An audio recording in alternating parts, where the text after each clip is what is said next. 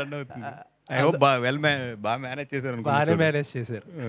అల్లు అర్జున్ గారి next lineup గురించి అందరు పెద్ద హీరోలకి లైనప్లు అన్నీ ఫిక్స్ అయిపోయినాయి కదా. నెల్సన్ గారు అంటున్నారు, అప్పట్లో అట్లీ గారు అన్నారు, ఇప్పుడు త్రివిక్రమ్ గారు అంటున్నారు.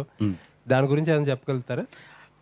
అంటే ఏం లేదండి, ఇప్పుడు Pushpa December 6th release, first August 15th అనుకున్నాం కదా. సో అప్పుడు ఏంటంటే ఒక ప్లానింగ్ ఉండేది. ఇప్పుడు December 6th వెళ్ళింది కాబట్టి కొంచెం ప్లానింగ్స్ అన్ని చేంజ్ అవుతున్నాయి. నాకు తెలిసి ఈ మంత్ ఎండ్కి ఒక క్లారిటీ వచ్చేస్తుంది వాటి మీద.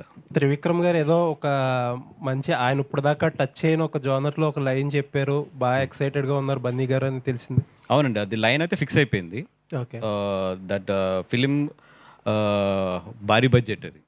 ఇప్పుడు ఆ ఫిలిం భారీ బడ్జెట్ చేయడానికి చిన్నబాబు గారు కానీ అరవింద్ గారు కానీ వీళ్ళందరూ వెళ్ళి ఇప్పుడు ఫైనాన్సెస్ని కార్పొరేషన్ ఎత్తుక్కోవాలి, అంత భారీ బడ్జెట్ అది. Okay, first pan India film మన త్రివిక్రమ్ గారికి.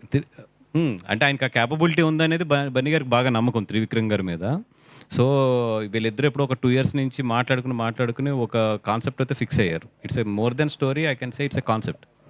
అది ఫిక్స్ అయ్యారు. బట్ దాని బడ్జెట్కి, దాని ప్రీ ప్రొడక్షన్కే మాకు 1.5 year టైం పడుతుంది.